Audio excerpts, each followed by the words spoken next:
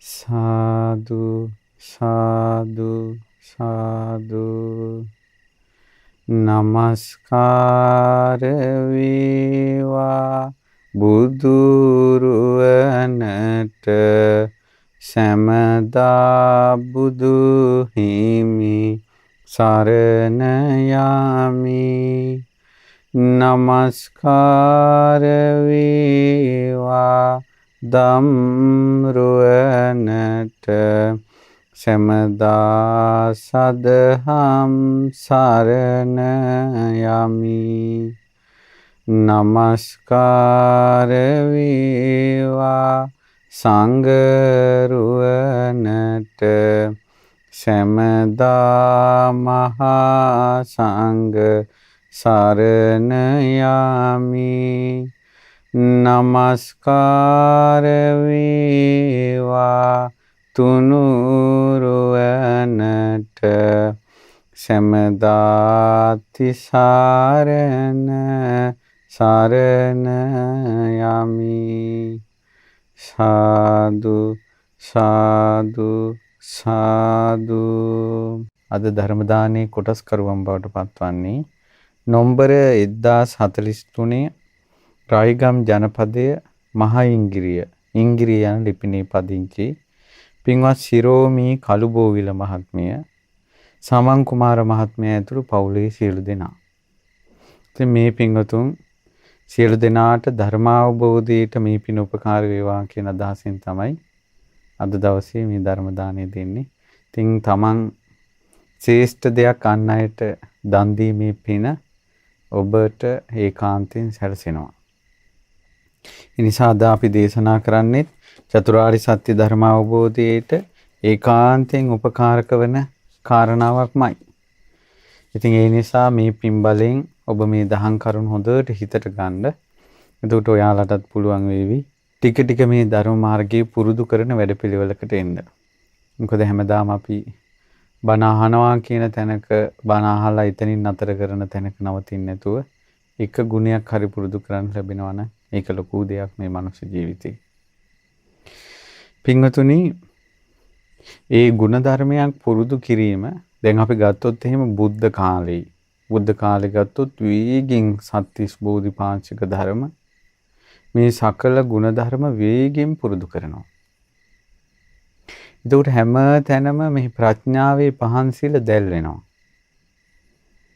ඒකට භාග්‍යතුන් වහන්සේ හිරු මඩල වගේ වැඩ සිටිනවා. මේ බුද්ධ කාලේ ප්‍රඥාවේ ආලෝකයෙන් යුක්තයි. අද කාලේ මිනිසුන්ට ප්‍රඥාවේ ආලෝකය නැහැ. අද අන්ධකාර යුගයක්.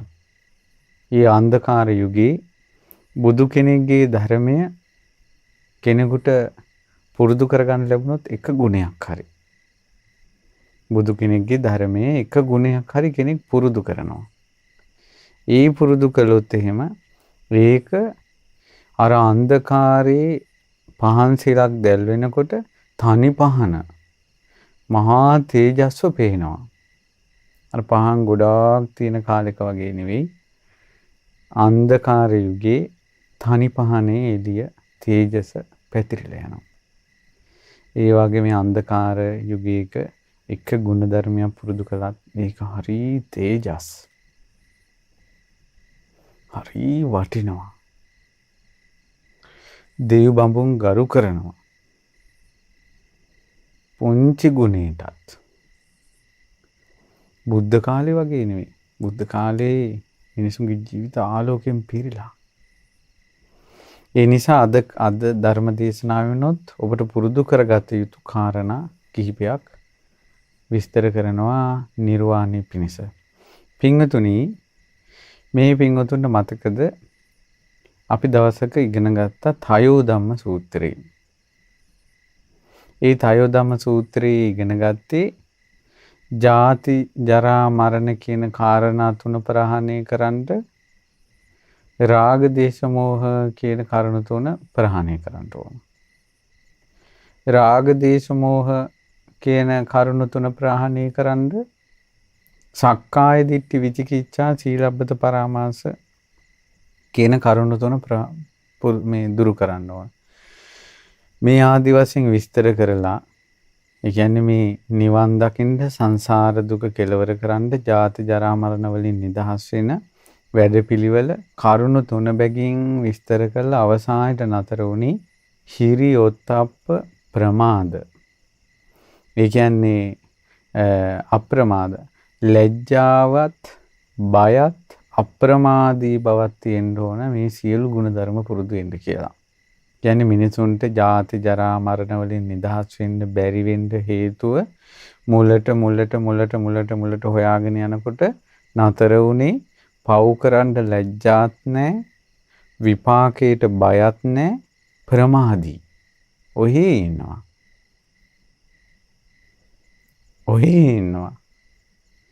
ආන්න ඒ නිසා තමයි මේ සංසාර ගමන හැදිලා තියෙන්නේ කියලා අපි තයෝ ධම්ම සූත්‍රය ඉගෙන ගන්න දවසක කතා කළා. ඒ කාරණාවේදී යම්කිසි කෙනෙක් පව කරන්න ලැජ්ජාව තියෙනවා නම් විපාකයට බය තියෙනවා නම් ඊළඟට අප්‍රමාදීව මේ ධාමයේ හැසිරෙන්න කැමති නම් හිරිමායම් භික්ඛවේ ඔත්තප්පි අප්පමත්තෝ හෝති. පව කරන්න ලැජ්ජාවත් විපාකයට බයක් තියෙන කෙනා අප්‍රමාදී වෙනවා. සෝ අප්පමත්තෝ සමානෝ භබ්බෝ අනාදරියං පහතුන් දෝවචස්සතං පහතුන් පාපමිත්තං පහතුන්. අප්‍රමාදී කෙනාට බබ්බෝ සිද්ධ වෙන දෙයක්. අනිවාර්යෙන් කරන්න පුළුවන් දෙයක් තමයි තුනුරුවන් ගැන ගෞරවය ඇති කරගන්න පුළුවන්. අප්‍රමාදී කෙනාට පව කරන්න ලැජ්ජා බය තියෙන අප්‍රමාදී කෙනාට තුනුරුවන් ගැන ගෞරවය ඇති කරගන්න පුළුවන්. කීකරු වෙන්න පුළුවන්.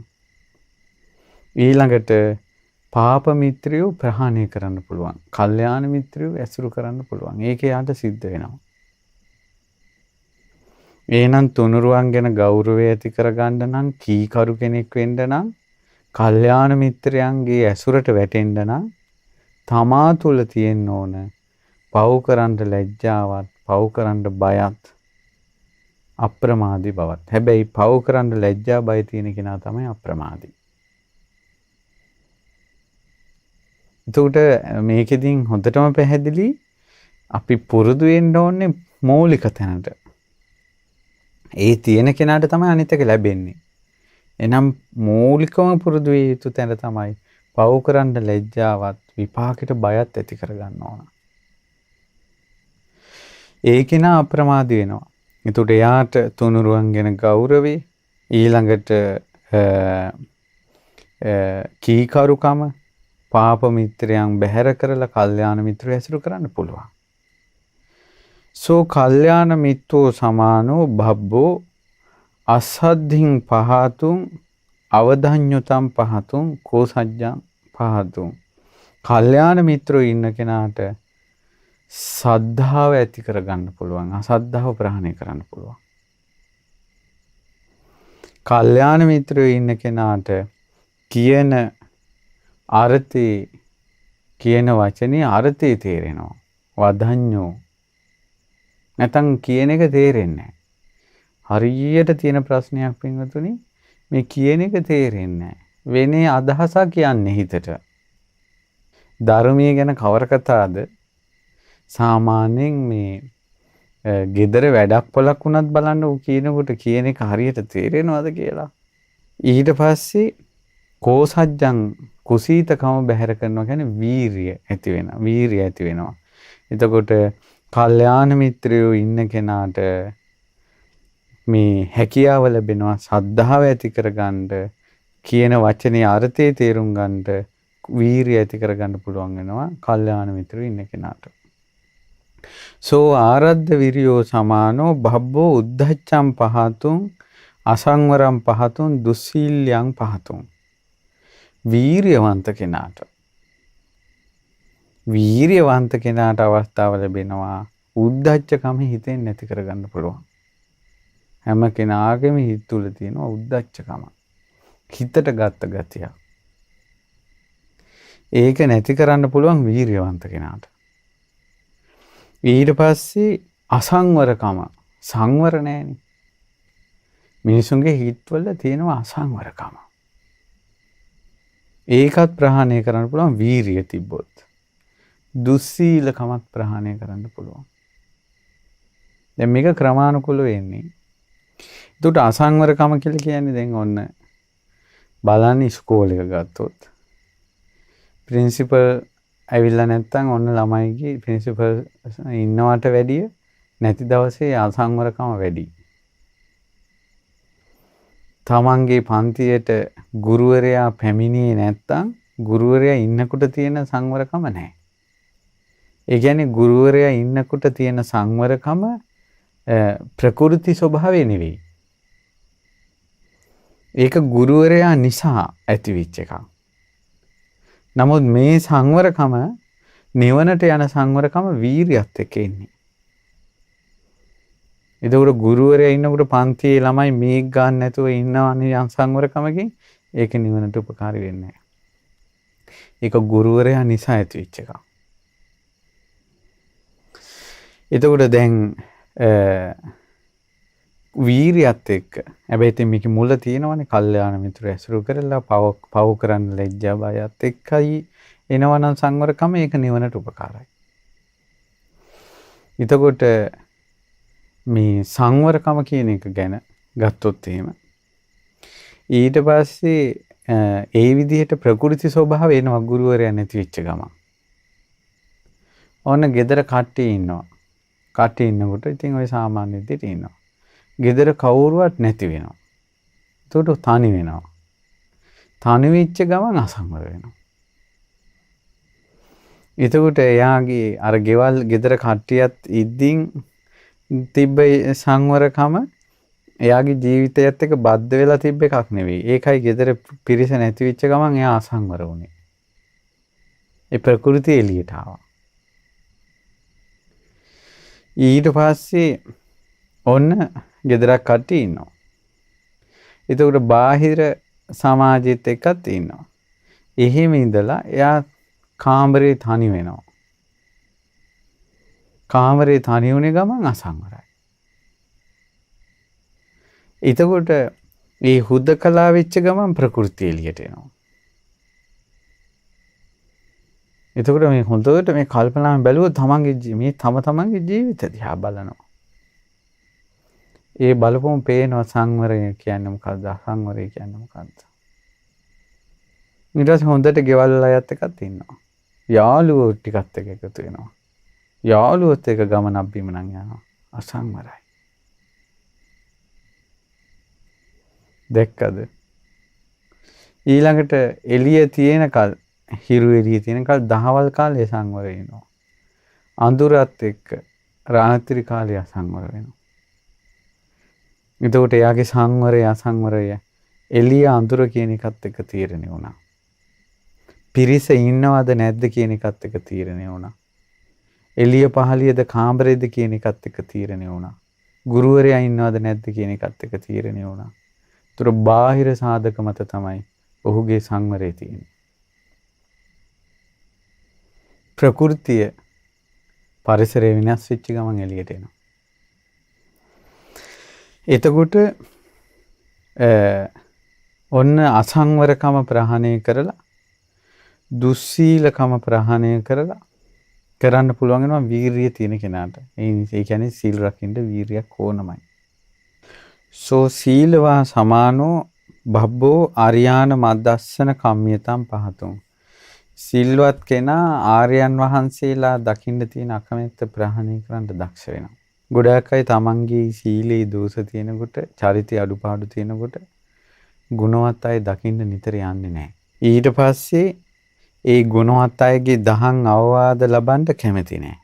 ඊට පස්සේ උපාරම්භ චිත්තං වැරදි හොයන අදහස අර ගැටුණු හිතෙන් වැරදි හොයන අදහසින් ඇසුරු කරන්නේ. හොඳට සිල්වත් කෙනා. මේවා ඉතින් ඇත්තටම එක කරුණක් ගන්න විමසලා බලනකොට ඔක ওই විදිහටම තමයි සිද්ධ වෙන්නේ. කියන්නේ දැන් සීලේ අඩුපාඩු හිටින්න අපි කියමුකෝ බුද්ධ වන්දනාවකටවත් යන්න හිතෙන්නේ නැහැ. බුද්ධ වන්දනාවට යන්න හිතෙන්නේ නැහැ. බණ අහන්න යන්න හිතෙන්නේ නැහැ. ඊට පස්සේ අඩුපාඩු කතා කරනවා. හරියට තියෙන ප්‍රශ්නයක්. අපි දැකලා තියෙන සාමාන්‍ය ජීවිතේ අඩුපාඩු තියෙන අයගේ ස්වභාවයම අන් අයගේ අඩුපාඩු කතා කරන එක. පුදුම හිතෙනවා. තමන්ගේත් අඩුපාඩු තියාගෙන මේ මොන විකාරයකට මේ අනිත් අයගේ අඩුපාඩු කතා කරනවද කියලා. තමන්ගේත් අඩුපාඩු තියෙනවා. අනිත් අයගේ අඩුපාඩු කතා කරනවා.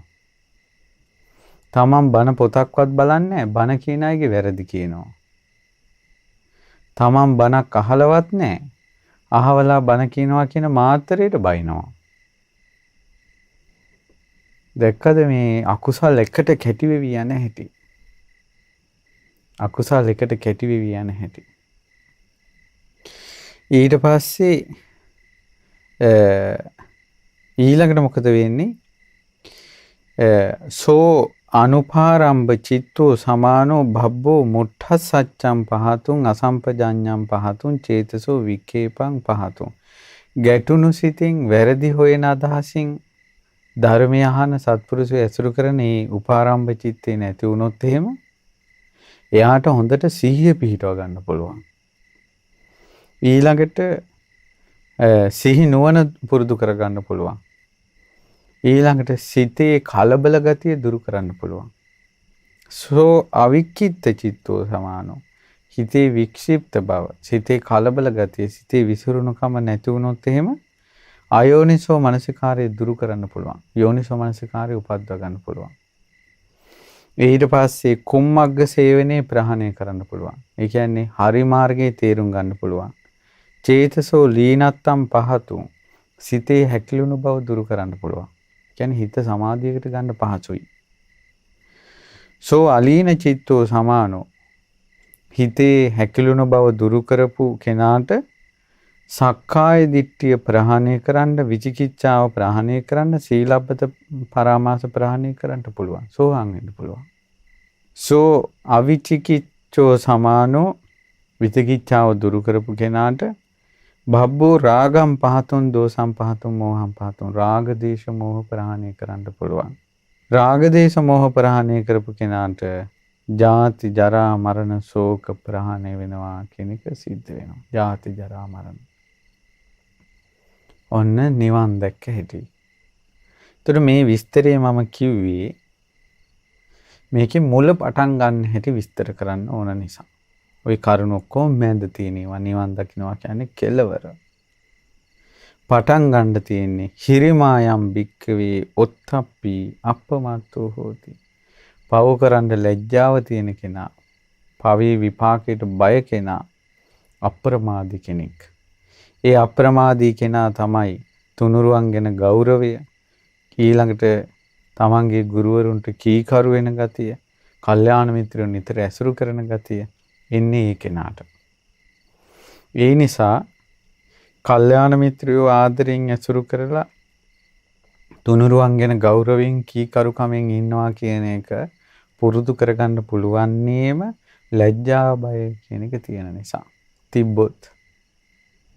ඒතකොට මට අදවමනා වුණේ මේ ලැජ්ජා බය කියන එක ඇති කරගන්න කියන කාරණාව හිතට කෙනෙකුගේ යනවා නම් ඒක ලොකු දෙයක්. ලැජ්ජා බය. අම්මා තාත්තා ඉන්න තැන නරක වචනයක් කටින් කියන්න ලැජ්ජා වෙනවා නම්, යාළුවන් මැද නරක වචන කතා කරන්න ලැජ්ජයි නම් අන්නගේ ඒ වචන කතා කිරීමෙන් ඇතිවෙන පාපය භයානකයි. නිරේ යන්න සිද්ධ වෙනවා, තිරිසන් ලෝකේ යන්න සිද්ධ වෙනවා, ප්‍රේත ලෝකවල යන්න සිද්ධ වෙනවා, මනුස්ස ලෝකියාවත් දුක්ඛං කටළු විඳින්න සිද්ධ වෙනවා. මේ වගේ විපාක කෙලවරක් නැහැ. ඉතින් ඒ නිසා මේ තමන් ඒ පව කරන්න ලැජ්ජා වෙන්න ඕන, බය වෙන්න ඕන. ඊළඟට අම්මගේ තාත්තගේ මුහුණ බලන්නේ කොහොමද? ගුරුවරුන්ගේ මුහුණ බලන්නේ කොහොමද? ස්වාමියාගේ මූණ බලන්නේ කොහොමද? බිරිඳගේ මූණ බලන්නේ කොහොමද? මං වැරද්දක් කළොත් මේ දරුවන්ගේ මූණ බලන්නේ කොහොමද? මම වැරද්දක් කළොත් ඊළඟ රැකියා ස්ථානික උනත් ඒ රැකියා ස්ථානයේ ප්‍රධානීන්ට තමන්ගෙන් වරදක් වුණොත් හොඳනේ. ඊළඟට මේ විදිහට ලැජ්ජාව ඇති කරගන්නවා. එතකොට මේ ලැජ්ජාවෙන් කෙනෙකුට මේ නිකලෙස් වෙන්න පුළුවන්. දැන් ඔන්න බලන්න එක ස්වාමීන් වහන්සේ නමක් හිටියේ හරි අහිංසකයි. ඒ ස්වාමීන් වහන්සේ හැමදාම එක ගෙදරක දනට වඩිනවා.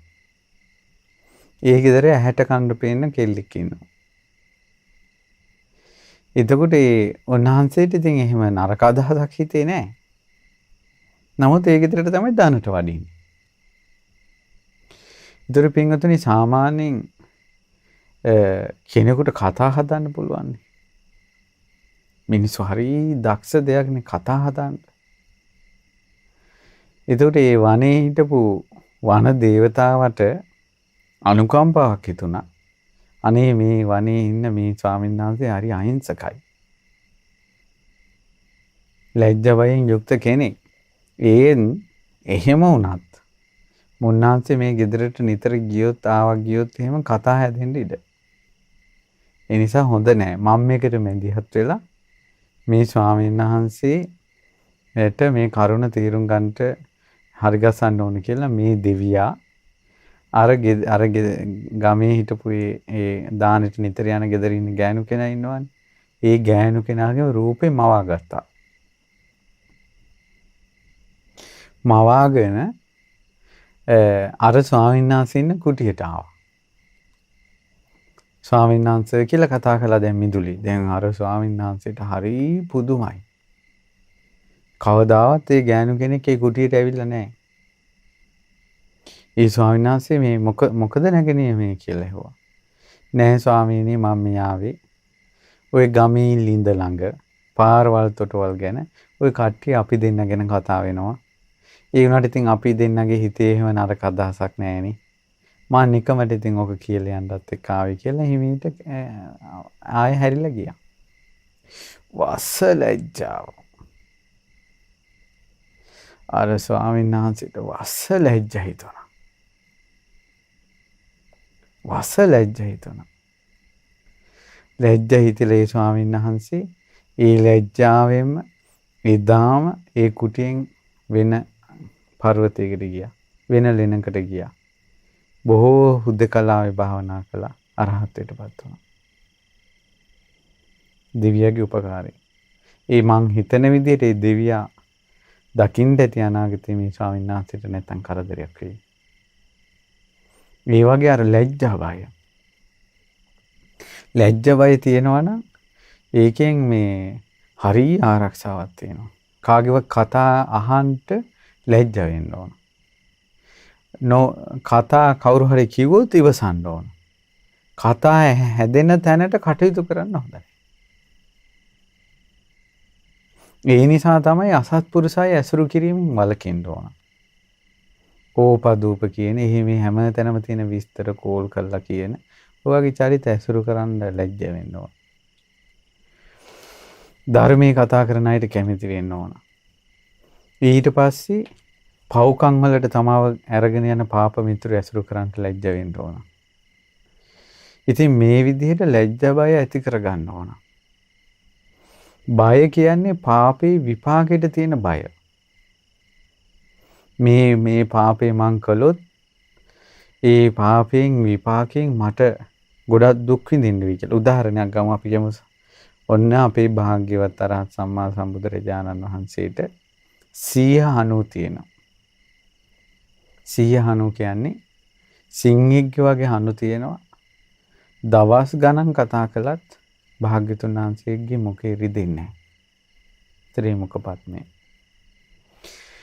එතකොට එහෙම වෙන්නේ සංසාරේ එක පිනක් කරපු නිසා. ඒ තමයි සම්පප්පලාප කියන්නේ නැතුව ඉන්නවා. හිස් වචන කියන්නේ නැහැ. කතා කළොත් දහම් කරුණක් යහපත් දෙයක් කියනවා. ඔන්න ඔය වෘතය සම්පප්පලාප කියන්නේ නැතුව යහපත් දෙයක් කියනවා කියන වෘතය බොහෝ කාලයක් පුරුදු කරපු නිසා තථාගතයන් වහන්සේට සියහනු පිහිටියා. එහි විපාකය මොකද්ද?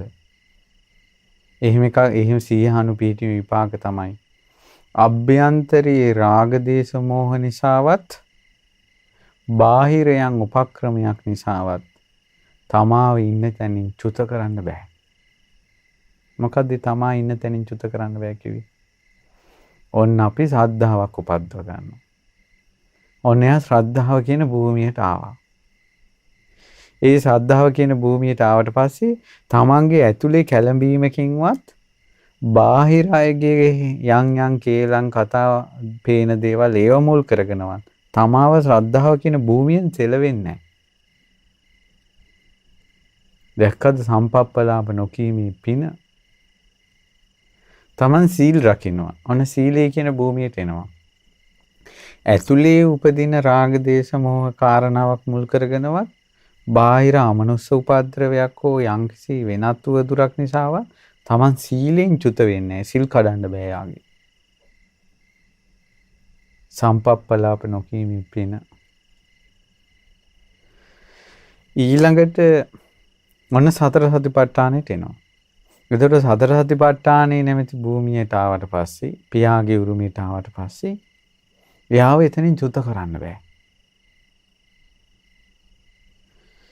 එතකොට මේ ඔක්කොම සම්පප්පලාප නොකීමේ විපාක. යහපත කීමේ විපාක.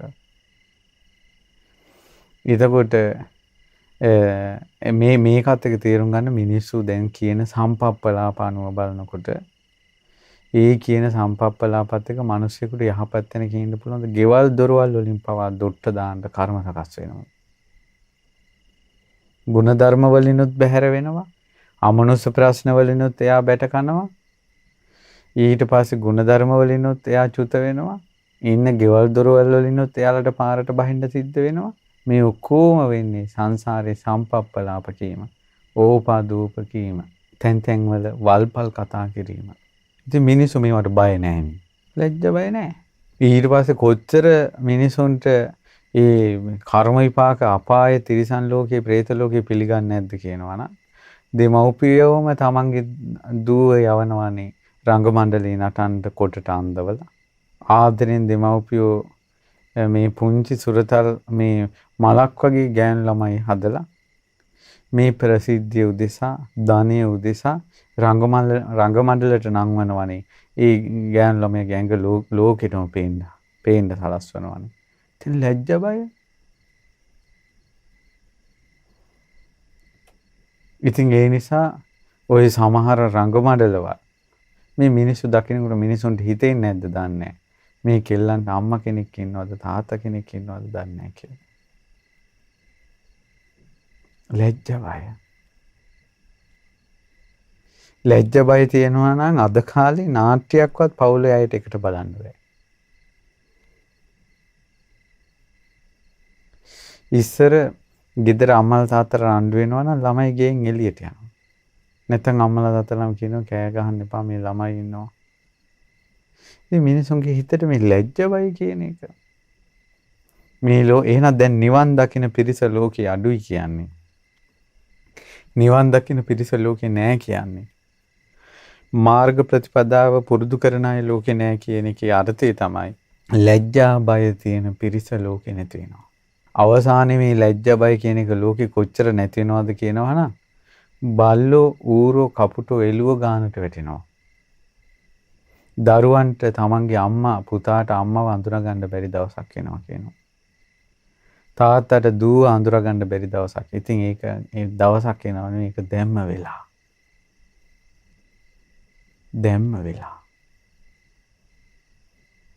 දැන් ළඟදී ළමයි පුතෙක් ලියුමක් එවලා තියෙනවා.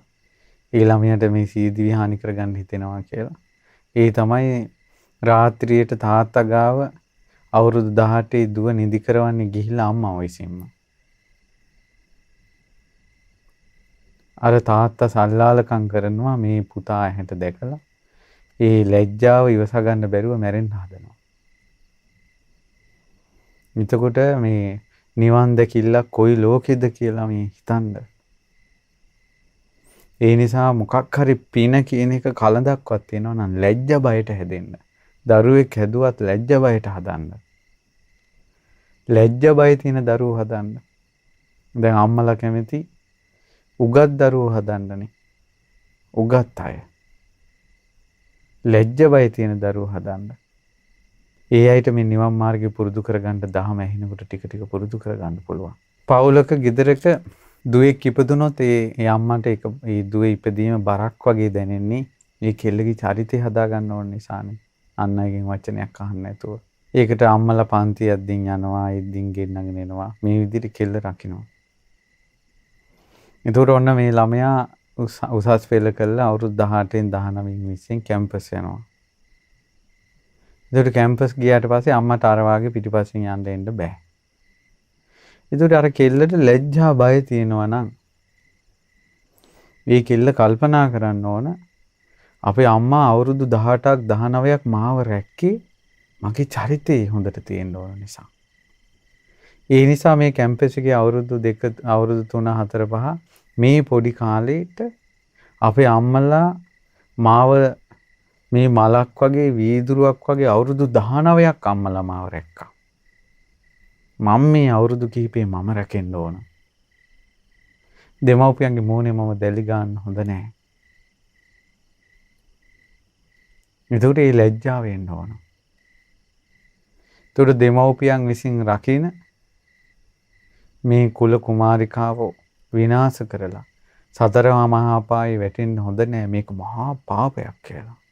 කියන්නේ අම්මලා තාත්තලා අවුරුදු 18ක් 19ක් රකින්න කෙල්ල මලක් වගේ රකින්න කෙල්ල තවත් පුරුෂයෙක් විසින් විනාශ කළොත් එහෙම එතකොට අර අම්මලා අවුරුදු 18ක් 19ක් ඒ කෙල්ල රකින්න යම් උත්සාහයක් ගත්තා නම් සිටිවිලි හිතුවා නම් රැක්කා නම් ඒ ඔක්කොම එක මොහොතේ නැති කරනවනේ. ඒ පාපෙන් ඒ විනාශය කරන ඒ අනාචාරය කරන පුරුෂයන් නිරේ උපදිනවා. නිරේ උපදිනවා.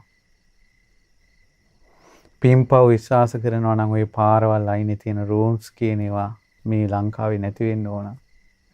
පින්පව් විශ්වාස කරනවා නම් ඒවා නැති වෙන්න ඕන. පින්පව් විශ්වාස කරන්නේ නැහැ. ඉතින් මොකද කරන්නේ? මේ වාගේ ලෝකෙට නිවන් ගැන බණ කියනකොට ඉතින් සමහර අයට ඒක නෙමෙයි ඔරොත්තු දෙන්නේ නැත්තේ. මොන නිවන්ද? හාමුදුරුවෝ කියන ওই නිවන් ගැන කියලා වැඩක් නැහැ. මට ඇහුණා මේ නායක හාමුදුරුවෝ ටිකක් කතා කර ඉන්නවා. ඉතින් මම පොඩි හාමුදුරුවෝ මං කොයි හරි මේ සභාවකට ගිහිල්ලා. ඊට පස්සේ එහි ප්‍රධාන ලංකා ප්‍රසිද්ධ නායක හාමුදුරුවෝ නමක් කියනවා. දැන් දායකයෝ ඇවිල්ලා කතා කරනවානේ. හාමුදුරනේ මට නම් ওই පන්සිල් රකින්න බෑ. දැන් උන්නේ දායකයා හාමුදුරන්ට කියනවා. ඉතින් අර නායක හාමුදුරේ අයිට කියනවලු කමන්නේ මහත්තයා. ඔයාට පුළුවන් එකයි නම් ඒක රැක ගන්න.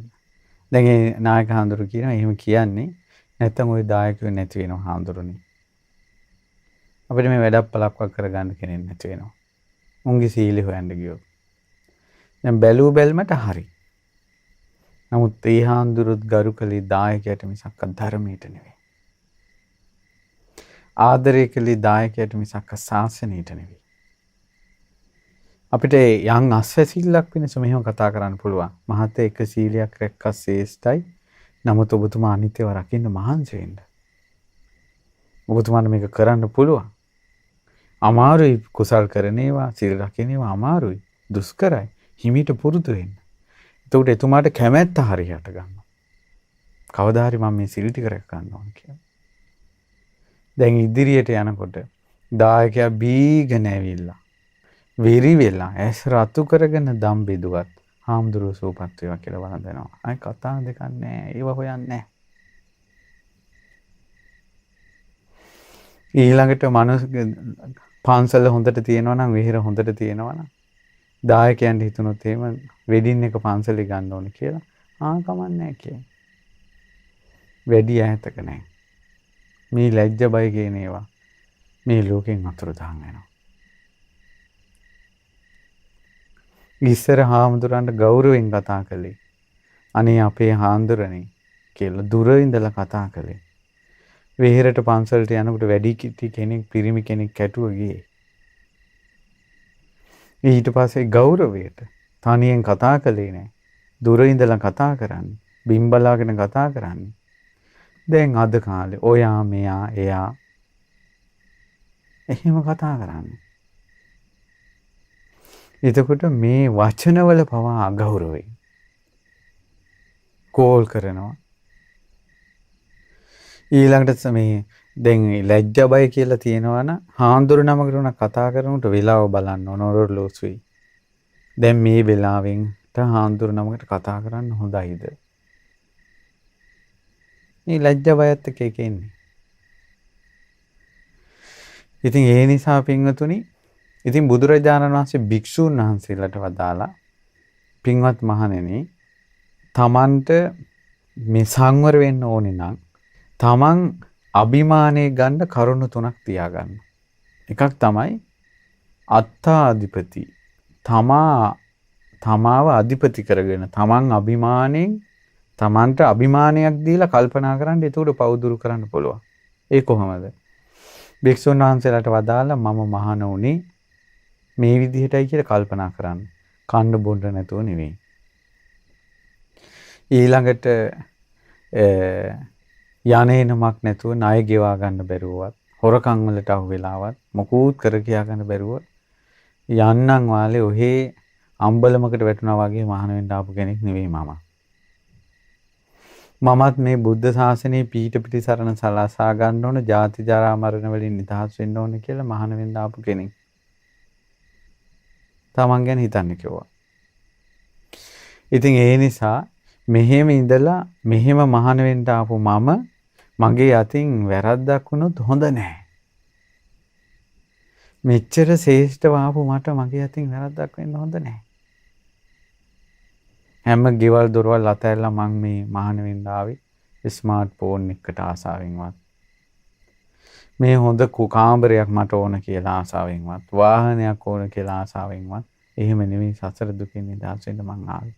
සසර දුකෙන් නිදහස් වෙන්න මං ආවේ නිසා මගෙන් වැරද්දක් වුණොත් හොඳ නැහැ කියලා ලැජ්ජා බය පිහිටවගෙන අකුසල් දුරු කරන කුසල් උපදවනවා. ඒ භික්ෂුවට ඒක වටිනවා. ඊළඟට මං වාගේ වැදගත් කෙනෙකුට මේක හොඳ නැහැ. දැන් ඔයාලා සමාජෙ ගත්තොත් අම්මා තාත්තා කෙනෙකුට හොඳ නෑ මේක. ඒකයි කිව්වේ දැන් තනිකඩව හිටියා වගේ නෙවෙයි. විවාහ වුණාට පස්සේ මට බිරිඳක් ඉන්නවා, ස්වාමියෙක් ඉන්නවා. එයා Tamanට වැදගත්කමක් ගන්න ඕන.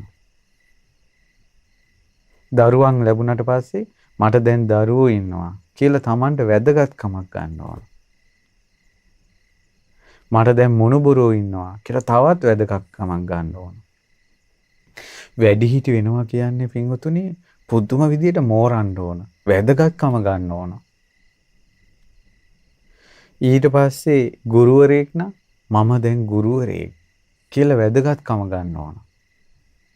මම මේක කරන්න හොඳ නෑ මේ ළමයි ඉන්නවා. ළමයි ආදර්ශයට ගන්නවා. ගුරුවරයෙක්ගේ ගෞරවය තියෙන්න ඕන. මම දැක්ක සමහර ගුරුවරු ළමයි එක්ක සෙල්ෆි ගන්නවා. මේ කචේ මේ ගුරුවරුන්ගේ තියෙන ගෞරවයේ ගුරුවරුම කෙලස ගන්නවා. මගේ අම්මෝ අපි ඉස්කෝලේ යන කාලේ අපි ගුරුවරුන්ට ගරු කරපු හැටි. අපි ගුරුවරු අරින් එනකොට බයයි. විහිළු දහළු කරන්නේ නැහැ ගුරුවරුත් එක්ක. තරුණ ගුරුවරු හිටියා. අපි ඒ ගුරුවරු තාත්තලා වගේ අසුර කළේ. ඒ ගුරුවරුත් අපිත් එක්ක වල්පල් කතා කළේ නැහැ. ගුරුවරු ඉන්න ඕන තැන හිටියා. අදටත් අපි ගරු කරනවා. අදටත් සිහි කරනවා. අදටත් අපි බණක් ඉවර වෙලා අකුරු කරව ගුරුවරුන්ට කියලා අදටත් අපිත් පින් දෙනවනේ. ගුරුවරු ගුරු භූමිකාවේ වැදගත් විදිහට ඉන්නවා. ඒ විදිහට තමන්ගේ තනතුරත් එක්ක හිතන්න ඕන මට මේක සුදුසුද? ඒ වගේ තමා අධිපති කරගෙන පාපයෙන් වැළකෙන්න ඕන. ඊළඟට තියෙනවා ලෝකාධිපති කියලා. ලෝකාධිපති කියලා කියන්නේ මේ ලෝක සංනිවාසයේ ගොඩාක් විශාලයි. ඉතින් භික්ෂුන් වහන්සේට වදාලා ජාති ජරා මරණ දුකෙන් නිදහස් වෙන්න ඕන කියලා මහාන වෙච්ච කෙනා ගේ අතින් වැරදි අඩුපාඩු වුණොත් මේ ලෝක සංනිවාසයේ විශාලයි. හිත පේන දෙවිවරු ඉන්නවා. හිත පේන ශ්‍රමණ බ්‍රාහ්මණවරු ඉන්නවා. ඒ අය දුර ඉඳලා හරි අපේ හිත දකිනවා. ළඟ හිටියත් අපිට පේන්නේ නැහැ. ඒතර එයා කල්පනා කරන මම මේ තනියෙන් වැරද්දක් කළොත් මම මේ වගේ පව්කමක් කළොත් පේනවා. හොඳ නෑ මට. ඒ අය ඊට පස්සේ නිඳා කරයි. අනේ මෙයා සද්ධාවෙන් මහාන වෙන්න ඇවිල්ලා මොනවද මේ මහාන වෙන්න ඇවිල්ලා කරන්නේ කියලා. ලැජ්ජාවේ බෑ. ඇයි විහෙරක් ගත්තොත් පන්සලේ මිනිස්සුත් විශ්වාස කරනවා බෝධියට දෙවිවරු අරගෙන ඉන්නවා කියලා. මිනිස්සුත් විශ්වාස කරනවා චෛත්‍ය වඳින්න දෙවිවරු වෙනවා කියලා. මිනිස්සුත් විශ්වාස කරනවා ඥාතින්ට පින් දෙනකොට අමනුෂ්‍ය ඇවි පින් අරන් යනවා කියලා. මිනිස්සු කියන්නේත් පන්සලට විහෙරට ආරණ්‍යයටයි අහසින් එන ආලෝකත් පාත් වෙන්නේ කියලා. වනයේක නම් සෑම වෘක්ෂයකම වන දේවතාවෝ ඉන්නවා. වෘක්ෂ දේවතාවෝ ඉන්නවා. පර්වත ගල් වලට අධිග්‍රහිත බහිරව දේවතාවුන් වහන්සේලා ඉන්නවා. පර්වත දේවතාවුන් වහන්සේලා ඉන්නවා. ප්‍රදේශ දේවතාවුන් වහන්සේලා ඉන්නවා. එතකොට මේ විදිහට දෙවි දේවතාවුන් වහන්සේලා අමනුෂ්‍යව දකිනවා. ඒ ඇයිට මේ බීත්ති හතරක් තිබ්බා කියන එක ප්‍රශ්නයක් නෙවෙයි. අනිතක දෙවිවරුන්ට කෙනෙක් ඒ මොහොතේ දකිනකොටත් මෙතෙක් කියා කරපු දේවල් කියපු දේවල් මොනවද කියලා පේනවා. ඒ නිසා හොඳ නෑ මේක කියලා ඒ භික්ෂුව සංවර වෙනවා. දැන් සාමාන්‍යයෙන් ගිහි මිනිස්සු උනත් මේ ලෝකයට බය සංවර වුණා නම් වැරදි අඩුපාඩු අහු වුණාට පස්සේ නිന്ദා අපහාස ගමේ ගොඩේ ඉන්න බැරි වෙනවා. පාරේ බැහැලා යන්න බැරි වෙනවා. මාධ්‍යයෙන් ප්‍රචාරය වෙනවා. ලැජ්ජයි, පවුලටම ලැජ්ජයි. හිරේ විලංගුවේ වැටෙන්න සිද්ධ වෙනවා. දඬුවම් විඳින්න සිද්ධ වෙනවා. ඊට පස්සේ පරම්පරාවලටත් යනවා නිന്ദාව. නුඹේ අම්මා මෙහෙමයි, නුඹේ තාත්තා මෙහෙමයි. ඊළඟට මුණුබුරන්ටත් යනවා. උඹලගේ ආච්චිලා කියලා මෙහෙම කරපියු. පරම්පරාවකට නිന്ദාව යනවා. ඒකට අනේ මේක මම සංවර වෙන්න ඕන කියලා ලැජ්ජාවයි උපද්දවගෙන පව් බැහැර කරනවා. කුසල් උපදව ගන්නවා. ඊට පස්සේ භික්ෂුන් වහන්සේලාට බුදුරජාණන් වහන්සේ වදාලා ඔන්න අභිමානයක් ගන්න ධම්මාධිපතිය. ඒ කියන්නේ මම මහාන වුණේ ස්වාක්ඛාත වූ බුද්ධ ශාසනයක මගේ සබ්‍රහ්මචාරීන් වහන්සේලා මේ මාර්ගඵල ලැබපු අය ඉන්නවා. ධර්මයේ හැසිරෙන අය ඉන්නවා. බණ භාවනා කරන අය ඉන්නවා. හොඳට සිල් ගුණදන් වඩාගෙන ඉන්නවා. ස්වාක්ඛාතව පැවිදි වූ මේ ශාසනය. ඉතින් මනාව දුක් කෙලවර කරන ශාසනයක මහාන වෙලා මන් නිකාං මේ හීන විදිහට ලාමක විදිහට කල්පනා කර කර අඩුපාඩු සහිතව වාසය කළොත් හොඳ නෑ. බුදුරජාණන් වහන්සේගේ ශ්‍රාවකෙක් විදිහට හොඳ නෑ. මෙච්චර හොඳ දහමක් මෙච්චර වටිනා දහමක් තියෙද්දි ඇයි මට මේ මොකක්ද උනේ කියලා සංවේගය උපද්දව ගන්නවා. ධර්මයේ තියෙන වටිනාකම සිහි කරලා අකුසල් දුරු කරනවා. කුසල් උපදව ගන්නවා. නාත්ති ලෝකේ රහෝ නාම මේ ලෝකෙට රහසක් කියලා එකක් නැහැ පින්වත්. මේ ලෝකෙට කිසිම රහසක් නැහැ. තමාගේ හිත තමා දන්නවා. තමාට අමතක වුණත් යම රජුරෝ සිහි කරනවා. ඒ නිසා මේ පින්පව් විශ්වාස කරන්න ඕන. ලැජ්ජාවයි ඇති කර ගන්න ඕන. එතකොට තමයි අප්‍රමාදී වෙන්නේ බුද්ධ ශාසනය. නිවන් මාර්ගයේ විවෘත වෙන්නේ. ලැජ්ජා බය කියන එක පැතිය යුතු දෙයක්. ලැජ්ජා බයත් පිනට උපදිනවා. සංසාරේ වස්ත්‍ර පූජා කිරීම, චීවර පූජා කිරීම, ලැජ්ජා බය පිණිස පවතින තැන් වසා ගැනීම, හිරිකෝපීන පටිච්චාදනත්තං කියලා. ලැජ්ජා ශරීරේ ලැජ්ජා ඇති තැන් වසා ගැනීම පිණිසනි වස්ත්‍ර පූජා කරන්නේ. එතකොට ඒ පිනේ විපාකයක් විදිහටත් ලැජ්ජා බය සංසාරේ උපදිනවා. තියුණු ලැජ්ජා හිරියෝතප් කෙනෙකුට පිහිටනවා නම් වාසනාවක්. තියුණු හිරියෝතප් කෙනෙකුට පිහිටනවා නම් වාසනාවක්. දැන් සමහර මේ ඉන්නවා සමහර අය කාම දැන් අපි කියමුකෝ පුතෙක් හරි කියලා ඔන්න එයා ෂෝටෙන් හරි සරමක් හරි ගහගෙන කාමරේ ඉන්නවා. එතකොට එයාගේ උඩුකය එයා මේ ෂර්ට් එක දාගෙන නැහැ. නමුත් එයා කාමරෙන් එළියට එනකොටත් ෂර්ට් එක දාගෙන හරි එනවා. වත්තේ පිටේ ඇවිදිනකොට ෂර්ට් එහෙම අය ඉන්නවා. මම කියන්නේ එහෙම කරන්න කියලා නෙමෙයි. එහෙමවත් අර කැමති නැහැ. ලැජ්ජා බය තියෙනවා. ඊළඟට පිටින් කට්ටියක් ඇවිල්ලා අම්මලා තාත්තලා කතා කරනකොට ඒවට මුහු වෙන්න යන්නේ නැහැ. ලැජ්ජා බය තියෙනවා. ඉස්සර වැඩිහිටියෝ කතා කරනකොට ළඟට පොඩියෙන් ආපම ඔහෙලා යනවා. කියලා පොඩි ළමයි යවනවා. වැඩිහිටියෝ කතා කරන ඒවා අහින්න එපා කියලා. දැන් වැඩිහිටියෝ කතා කරනකොට එයාලටත් වැඩි වගේ විස්තරي කියන්නේ අර පොඩි මේ බටු ගැටව. හේතුව එච්චරම මේ සමාජයේ වෙනස් වෙලා ගියා. මම මේ දහං කාරණාවක් සිහිපත් කරේ ලැජ්ජා බය කියන එක මේ සමාජයේ අතුරුදහන් වුණොත් මේ ලැජ්ජා බය කියන්නේ දේව ධර්මයට. දේව ධර්මයෙන්. දැන් අද කාලේ සාමාන්‍ය සමහර ළමයිගේ ෆෝන් එකක් ගත්තත් දරුවන්ගේ ෆෝන් එක අම්මලාට පාවිච්චි කරන්න බැරි විදිහට අම්මලාගේ ෆෝන් එක දරුවන්ට පාවිච්චි කරන්න බැරි විදිහට ලැජ්ජා බය අතුරුදහන් වෙලා. ඉතින් ඒ විදිහට හැම දෙයක්ම වෙනස් වෙලා යනවා. ඉතින් අනුත්ථප්පි කියලා සූත්‍ර දේශනාවක් තියෙනවා කස්සප සංයුත්තේ සංයුත්තිනිකාය 2 සාරිපුත්ත මහරහතන් වහන්සේ අහනවා මහා කස්සප මහරහතන් වහන්සේගෙන් ප්‍රිය ආයුෂ්මත් කස්සපයන් වහන්සේ කෙලිස් තවන වීරියක් නැති කෙනා, පවට බයක් නැති කෙනා ආරි සත්‍ය අවබෝධයට නුසුදුස්සෙක්. නිවන් දකින්න නුසුදුස්සෙක් කියලා කියනවා.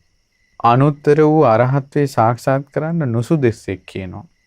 ඒ වගේම කෙලිස් තවන වීරිය ඇති කෙනාම, පවට බය ඇති කෙනාම ආරි සත්‍ය අවබෝධ කරන්න සුදුස්සෙක්, නිවන් අවබෝධ කරන්න සුදුස්සෙක්, අනුත්තර වූ අරහත්වේ සාක්ෂාත් කරන්න සුදුස්සෙක් කියලා කියනවා.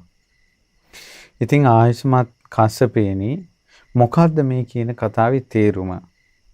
මොන කරුණ මතද මේක සිද්ධ වෙන්නේ? මහා කස්සප මහරහතන් වහන්සේ දේශනා කරනවා ආයුෂ්මත් සාරිපුත්තයන් වහන්සේ මේ භික්ෂුව තමා තුළ හට නොගත් පාපී අකුසල ධර්ම හට ගන්නකොට මේවා මට අයහපත පිණිස පවතිනවා නේද කියලා බැහැර කරන්න උත්සාහ ගන්න නැත්තම් තමන් තුළ හටගෙන තියෙන පාපී අකුසල ධර්මියෝ බැහැර නොවීම ගැන ඒ බැහැර කිරීමට උත්සාහ ගන්නෙත් නැහැ.